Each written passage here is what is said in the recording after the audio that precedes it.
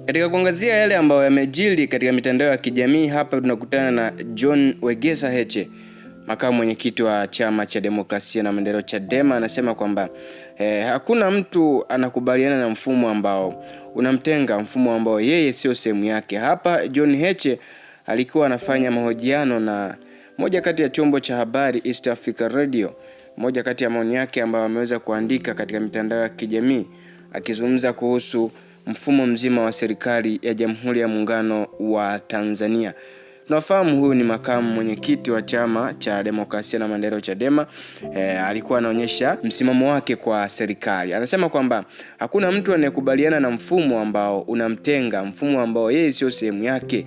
Vijana wa Kitanzania hawawezi kuunga mkono mfumo wa kifisadi ambao hauna majibu na matatizo yao, mfumo unaoharibu elimu yao, mfumo ambao hauwezi kuwapa ajira na maisha bora vijana, mfumo wa kifisadi, mfumo wa kikundi cha watu wachache kinachoishi kwa anasa, kuuza na kugawa rasilimali zetu. Anasema kwamba mfumo ambao hawajibiki kwao sababu hawajauweka madarakani, mfumo ambao hawajibiki kwao kwa sababu hawajauweka madarakani, halafu wanataka vijana wawe wanashangilia kupigia makofi na kuwa chawa wao. John Heche.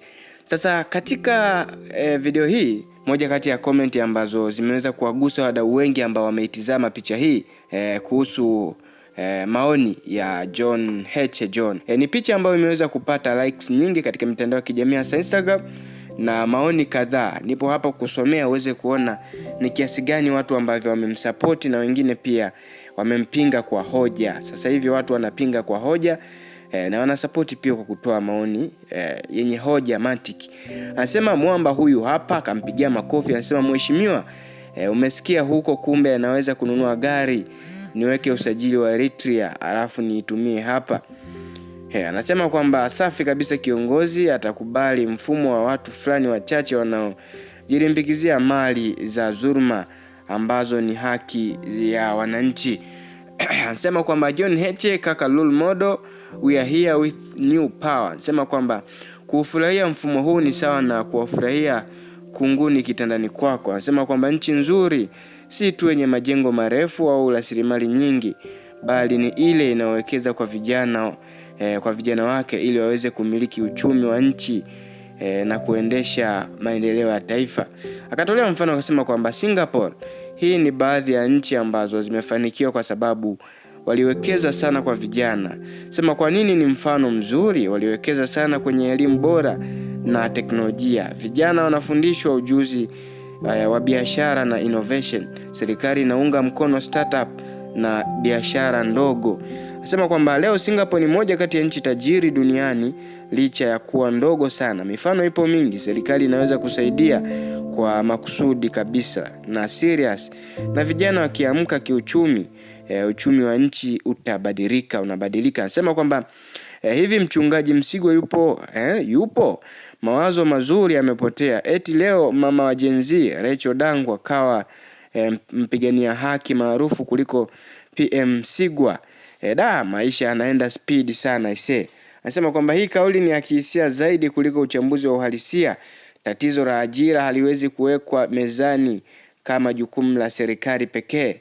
Hakuna serikali duniani inaweza kuwaajiri wananchi wake wote.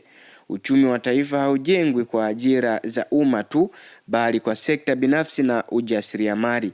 Pia tuwe wa kweli, si kila kijana anakosa ajira kwa sababu ya mfumo. Wengi wao hawataki hata kujiendeleza kielimu au kiufundi. Wengi wanakimbilia mitandao wakiamini mafanikio ni rahisi. Serikali ina wajibu wa kuweka mazingira, si kubeba kila mtu mgongoni. Mwisho wa siku maendeleo yanahitaji wajibikaji wa pande zote, serikali na wananchi. Moja kati ya wadau wameweza kuandika, ni wadau wawili hawa wameweza kutoa hoja nzito. Sasa wewe una maoni gani kuhusu maoni ya John Heche? Tuandikie hapo kwenye upande wako wa comment.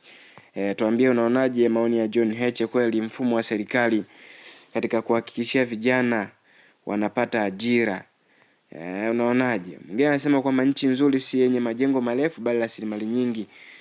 Akatolea mfano na Singapore. Mwingine akasema kwamba bwana, ajira sio kila kijana ambaye amekosa ajira, basi ni mzigo kwa serikali. Wengine wana elimu lakini wametaka wenyewe.